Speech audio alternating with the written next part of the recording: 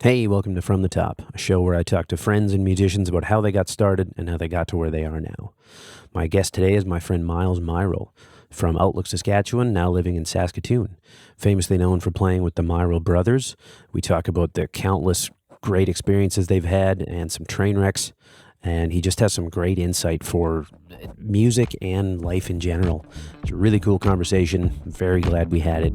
I hope you enjoyed as much as I did. Here's Myles Myrol.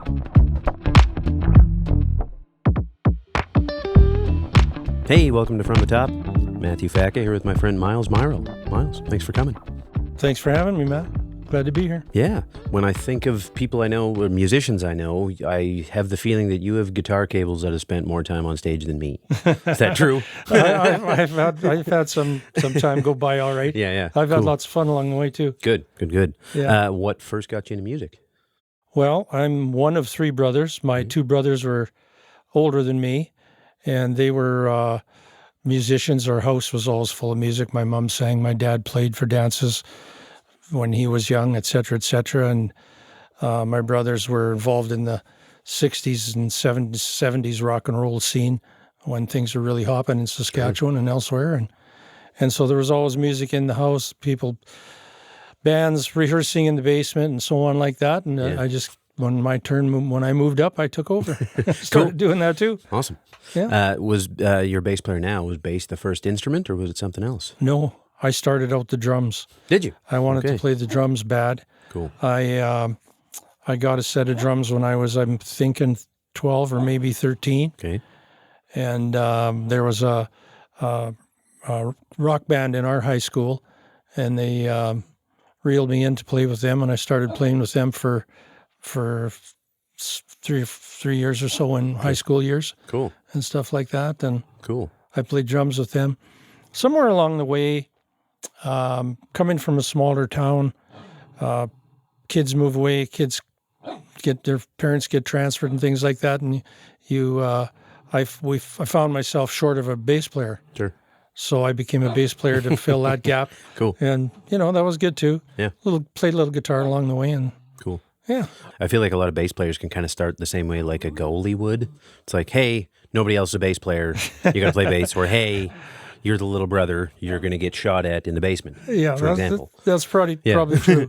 I liked bass. Yeah, I liked it, so it was easy thinking for me to gravitate to it. Sure, especially from drums. You're working with yourself, basically. Had we not needed a bass player, I probably would have stayed on the drums, actually. Right. Cool, yeah. But being able to play the bass as well has been good in my musical career. Sure. Cool. Most famously known, I'm sure, as the Myrol Brothers. Right. That's a ton of time and a ton of shows with that group. Yes. Yeah. We played all over the place. Had lots of fun, managed to put a few records out, managed to do some television shows, Sure. a couple of videos and different things that were quite fun. Yeah. Cool. And played a variety of shows. We played for... If I may, can I cut you off? Sure. And all these lists may be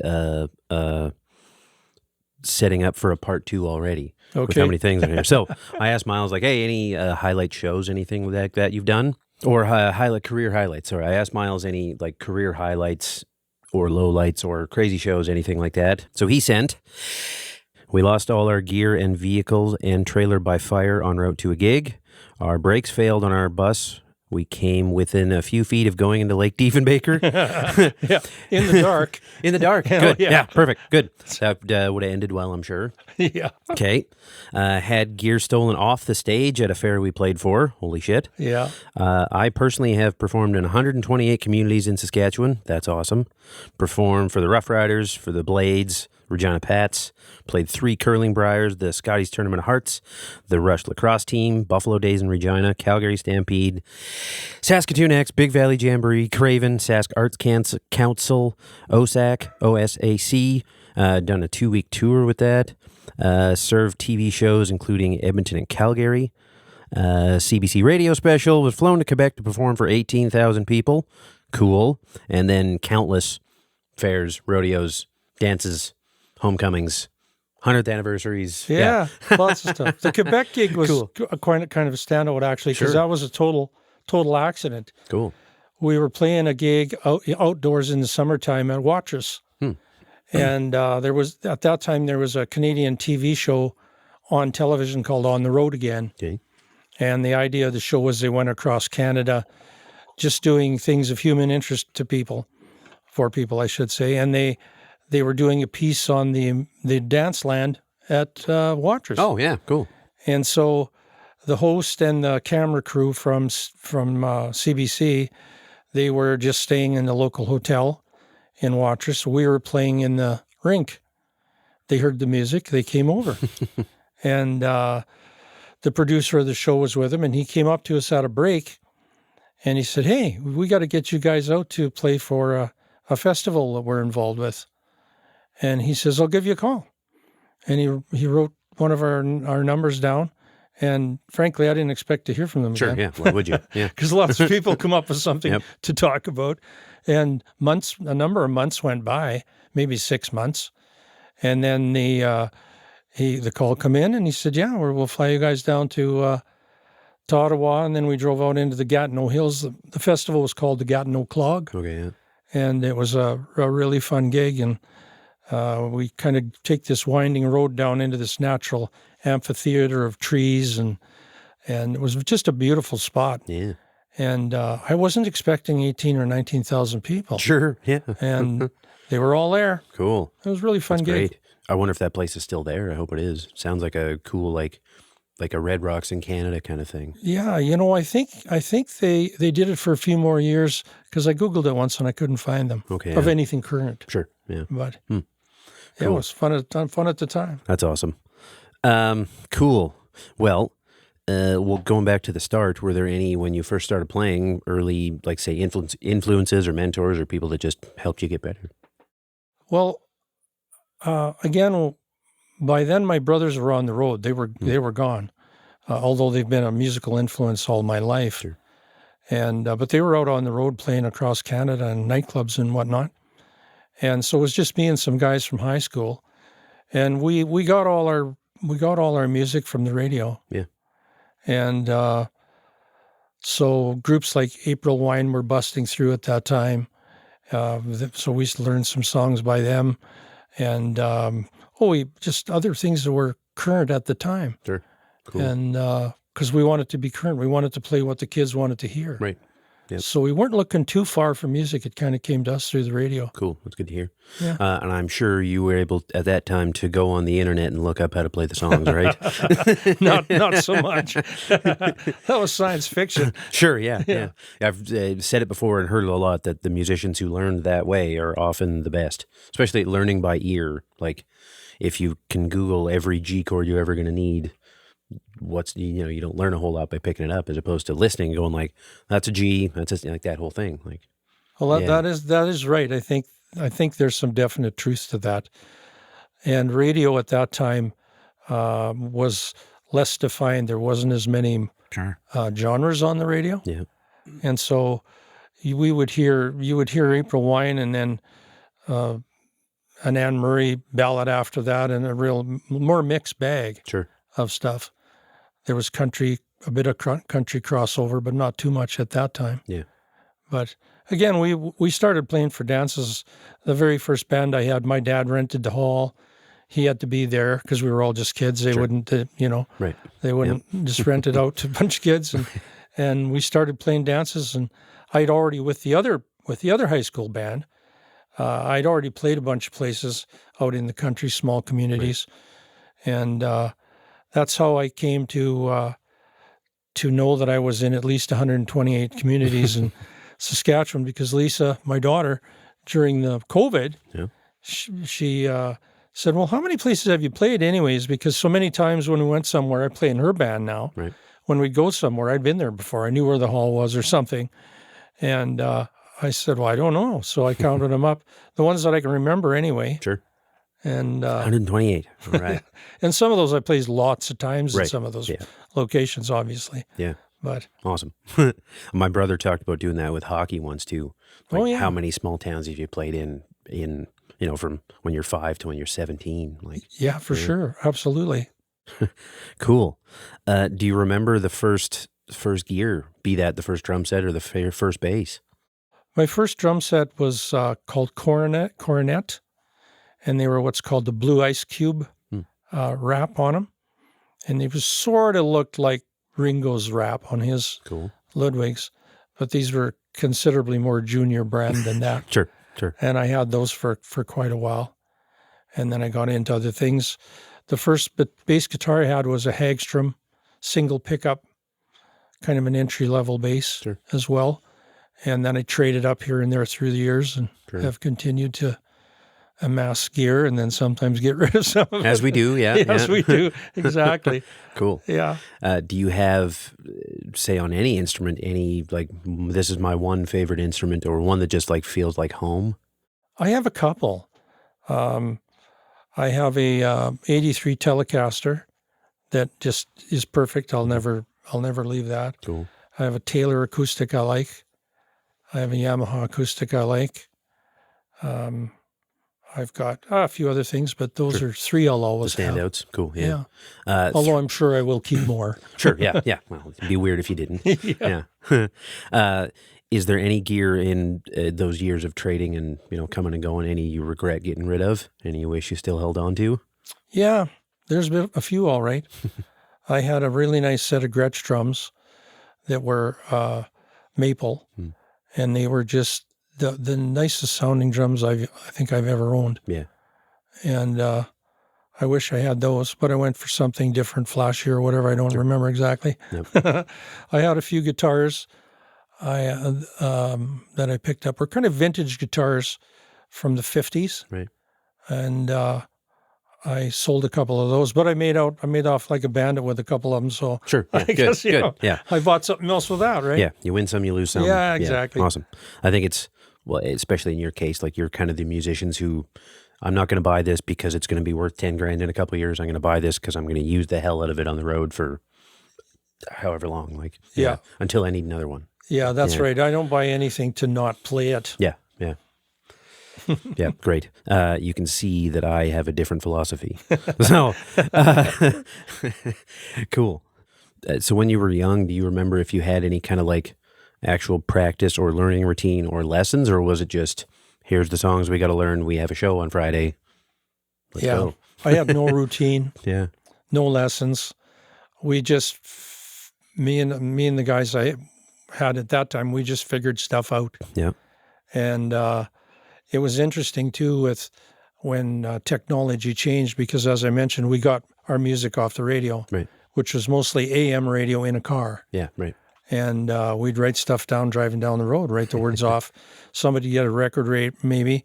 But then when high fidelity got better and record players got better and technology got better, we went, wow, there was things in this song we didn't hear on the radio. Yeah. And we go, oh, that's kind of cool, Right, yep, cool. And I guess that would even almost kind of make you make your own version of the song the first time you heard it anyways. We made lots of our own versions of songs. Whether intentional or not. That's sure, right. Sure. Yep. To this day, I prefer making up my own bass lines. Sure, yeah. Yep. Yeah, it's one of those like sonic fingerprint kind of things. Like, it's you because it sounds like you. Yeah, I guess, You have to be a little careful. Well, sure. There's some songs that require certain things. Yeah. And but sometimes my imagination goes a different direction. Yeah, as it should. Yeah, good. If you play it the same every night, it's not as fun. So yeah, cool. All right. Well, moving on to gigs. Anything stand out, either positive or negative? I guess you already mentioned the amphitheater, but yeah, we had a lot of things either before or after the gigs. Like I mentioned, you mentioned some of the things we had. We were heading off to do a 3-day fair in Alberta. We played in Alberta quite a bit, and as well as Saskatchewan, of course, but we were off to play a fair. I think it was High River maybe, or High Level, I can't remember. And anyways, we'd just bought a new band van, and we'd found a low mileage, great big long van that everybody was comfortable in, and we had a pretty good trailer and way we were going to go. So my brother was coming to pick me up, and he was coming up 219 highway, south of Dakota Dunes Casino, if everybody knows what that is. Anyways, a wheel bearing, I guess, seized up in one of the wheels or got hot or something and started the inside of the fender well on fire. unknown to him and was burning into the cavity of the trailer. And so he pulled over to the side of the road, and there's not much of a side of a road there. Sure. Not much shoulders. He stopped, and because he saw smoke out the mirror, so he ran to the back. So he thought, holy crow. His first thought was to unhook the trailer. Right. And drive the van away, but we had a nose cone on the front of the trailer, type of cone, and the oxygen in there, and it just poofed through and popped the back window of the van and burned everything down. He had to run away. He burned the arms off, the hair off his arms. He burned his eyelashes. And it had twin gas tanks, and he just filled them up. And the gas lines went, and we burned off the asphalt. And it burned into the ditch and burned off, I think it was 60 acres of hay. Wow. For some poor farmer. Crazy. But, so that was a little wild. And we didn't get to the gig. Yeah, sure. Yeah. That was a little tough. And so that was kind of different. At one point, we had a bus, old school bus, retired school bus. In case anybody's wondering why they sell school buses, it's because they're worn out. They're not safe for children, so they give them to us. Yeah, they give the musicians. We played down at Riverhurst, down in that direction, and we were coming across to go across the Riverhurst ferry. And as we were going down the hill, approaching the ferry landing pad, if you will, I was driving. I shifted gears into third, pumped the brakes twice, and then the pedal went right to the floor. We lost all the fluid. So I had no brakes, and we're headed. There's nowhere to go down there. No. You either hit the ferry or you don't. There isn't even really a gate or anything. There's it's like one of those red ropes in front of a bar. Yes. It's like that's basically what's holding you from going into the water. That's right. Oh. And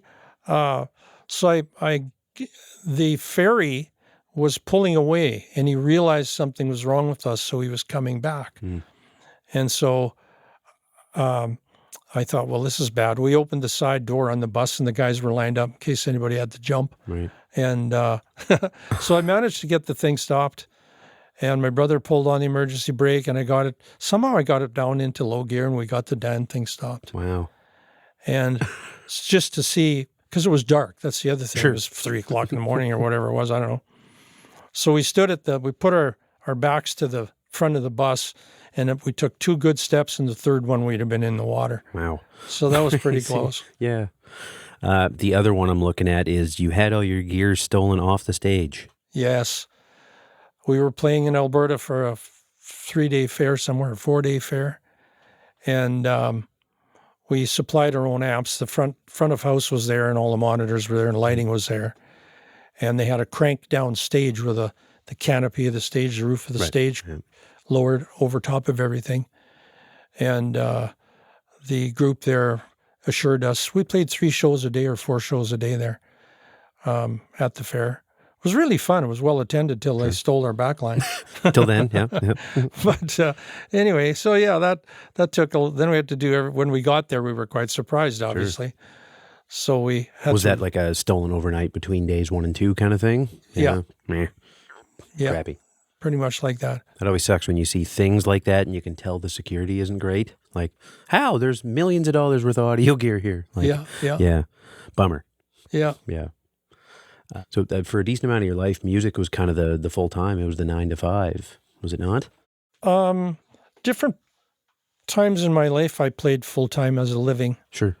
And then in later years, not. Sure. But I played lots for a guy with a job. Right, yeah. I remember one year, I think it was 93 or 94. I think it was from the May long weekend till Halloween, however many weekends that is. We played 52 shows. That's not 52 weekends. I don't know what the math is, but yeah. Wow. Yeah. And that was in both provinces. We logged a lot of miles. Sure, yeah. On a different bus, I assume? Yeah. Yeah. I think our record on Calgary was like 8 times. We went to Calgary eight times in a row. Yeah. And so you get to know the road, you know. I went there other times too, but when you go there every weekend, you know. Yeah. Cool. That's great. Kind of throughout the music career, do you have a favorite time? Either one that was you were playing the coolest shows or the most carefree or anything like that? You know, they all give me feel good. Sure. Yeah. They do Good. really. Perfect. I Yeah. got lucky to play with my brothers for a lot of years, and Yeah. under some remarkably good times and fun times. Yeah. And I now play with my daughter, Yeah. which is marvelous, and I enjoy that a lot. Too bad the other guys in her band aren't very fun, but Well, yeah, but she's great. Lisa's awesome. Yeah.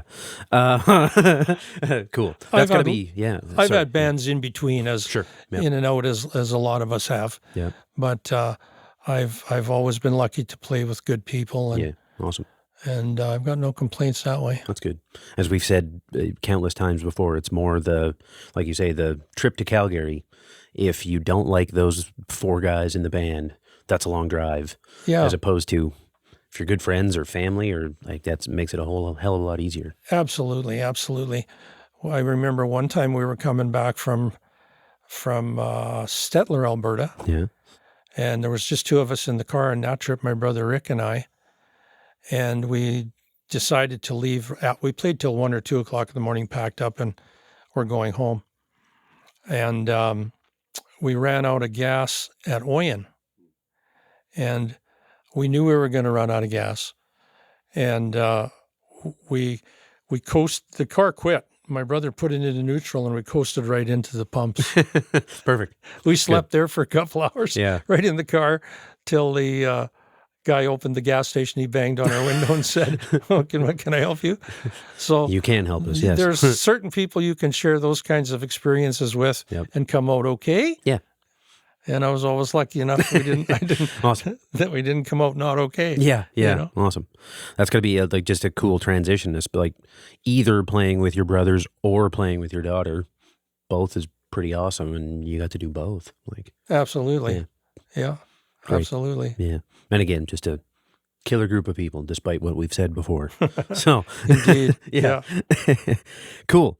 Again, music is kind of a part-time thing for you. What is music to you now, just in general? Playing music for me now is a different kind of sweetness, because as when I was young, I was in a hurry. I wanted to play music. I was in a hurry. Let's go right now. Right. I ran everywhere. I never walked anywhere, that kind of thing. And so because of that, it was the nature of being young, I guess, and so on. So I ran through some things that I wish I'd have spent a little more time on. Sure. But as far as, and that applies to the people too, I'm talking about, as well as the music. And in a way, it means as much as it used to, and always will, I'm sure. Sure. And I try not to take any of it for granted. Yeah. That's for sure. Awesome. It's been a constant in my life. Yep. And starting right when I was a little kid, because my parents are musical. Right. For a period of time, I played with my mom and dad in a band. Yeah. Cool. And Drums? I played bass in that Did band. you? Okay, cool. And Nice. drums. Me and my brother switched off a bit now and Cool. then. Yeah, good. Yeah. Yeah, they're one of those jerk families that they can all play a bunch of things very well. So, Well, it's funny how it worked, because my dad played accordion and violin and whatnot. And we played some old time music like polka, schottisches, 7-steps, 3/4 time waltzes and things like that. Yeah. And in later years, I had a big set of drums, and I had long hair, and I didn't look like maybe the kind of guy that could play that. right. And I got a call out of the blue to some people I did not know, and it was an old time band, and they were stuck for a drummer. So they asked me if they got my name from somebody, and I said, sure, I'll come out. So I drove out to, I think it was Humboldt or somewhere. Yeah. And I pulled up, and I saw them looking in my van, and I noticed they were kind of looking at all these drums I had in there and all the stuff I had in there. Is this guy getting his son to bring his drums for him, or what? Yeah. So I introduced myself to these people, and I kind of did a reconnaissance thing. I carried my snare in another little box or something, eyed up what they had on stage, and they were all set up. And so I thought, oh, okay, this is going to be all right. Yeah. So I took my hi-hat, kick and a snare, and maybe a cymbal or something. Yeah. And because I didn't want him to be worried about me burying him in the, Sure. because it looked like I looked like a rock and roller Right. biker type guy at that Awesome. time. Yeah. And they didn't. Right. And so they were thrilled when I could play everything they could play. Yeah, cool. And How old would you have been at that time? Oh, maybe 18, Okay, yeah. 19. I played I ended up playing with a Ukrainian wedding dance band Nice. for the month of June when I was 16. All right. For the same reason, I could play old time. So, Cool. and they were great guys. They were all older than me, but we had nothing but fun. And some of them are friends to this day. That's cool. Yeah. That's great when you can, from especially that amount of time. Yeah. That's awesome. Yeah, for sure. Awesome. What's your favorite music? Either for, hey, I want to listen to this and maybe be inspired, or we're just cooking and it's playing in the background. Wow. That's a big one. Yeah. Give as many answers as you want. Because there is a lot of answers, because the mood I'm in, or the mood I want to be in, Mm-hmm. is dictated by the music. Sometimes I will play the Watercolors channel on XM radio. Okay. It's just background ambient kind of stuff, but it's not birds chirping, it's actual music. Right. Cool. You know, and I Cool. like that.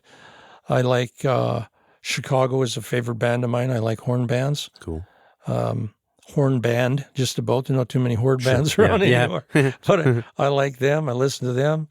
I listen to a variety of. Sure. I played a lot of pop country, if you want to call it that, in the Right. late '80s and into the '90s. There was quite an explosion of that, Sure. you know, and there was I got to enjoy a lot of that, and that's what was selling. We would play what was selling too. Right. Yeah. And I guess that's one of the reasons we went to Alberta a lot. Alberta adopted that a little quicker than Saskatchewan did that type of music. Cool. And but I really like a lot of different things. Yeah. I have a very eclectic music For sure. Yeah. selection. Yeah. And then whatever new songs you get thrown at by Lisa and the group. And Yeah. Yeah. Yeah, Cool. that's been lots of fun. Yeah. Awesome. This is what I like to call the first date portion of the show. Okay. First concert you ever saw and the best concert you think you've ever seen, or concerts. Yeah. I think the first concert I ever saw was in 1972 or 3. Mhm. The Grassroots. They were a popular late 60s rock band. Okay. Yeah. And they came to Saskatoon because Saskatoon then had the Centennial Auditorium. It recently opened, and then we could get bands like that. Yeah. They came up from the States. They were the first concert I ever saw. Cool. In kind of that time frame into the early 70s, I think I saw April Wine like 9 times. Cool. They kept coming, we kept going. So Yeah. I mean, Yep. Yep. and they kept coming after that too. Yeah. But that's when they were super hot on the radio at that time. I mentioned Chicago. That was one of the best concerts I ever saw. Cool. Musically as sound as possible, Yeah. and very, very good. Awesome. Yeah. Cool.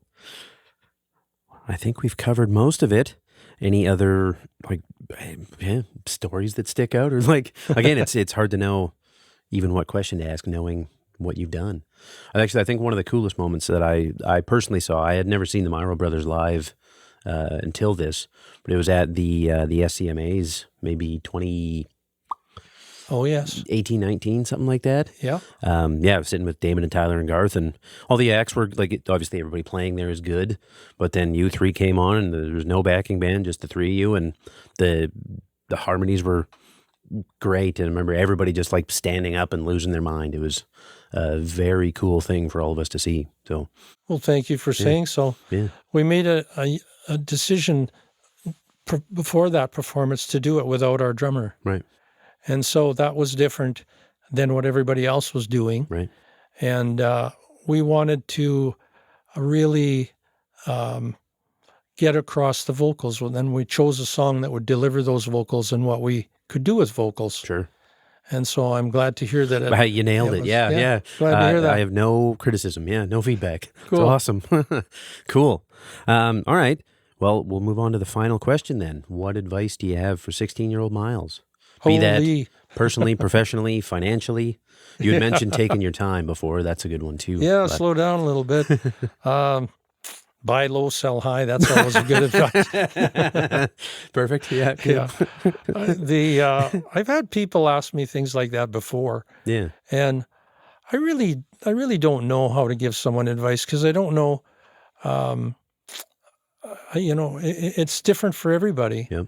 And but I guess the first thing is enjoy it. Yeah. Surround yourself with people that enjoy it, and finding the right fit can be difficult. Sure. Some of the most successful bands in the world have exploded because they can't get along with things. Yep. Yeah. And so determine what you want to do, and then make a plan to how you can do that. Sure. Yeah. And be ready to have the earth shift underneath you because everything changes. Yep. Yeah. You know, good people and have fun. Hell yeah. That's about as perfect an answer as there could be. Cool. Well, yeah. Thanks again for coming. This has been Thanks great. for having me. We'll plan you part 2. I'll put you in the calendar. Okay, we'll All do right. that. Perfect. This is From the Top with Myles Myrol. Thanks, Matt. Thanks.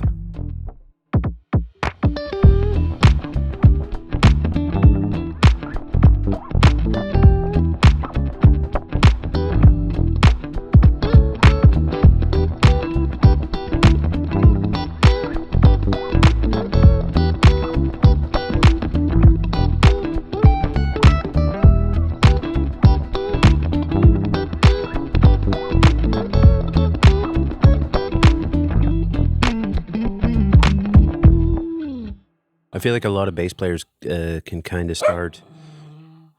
No, buddy. No. No. And theme song. Nice, yeah.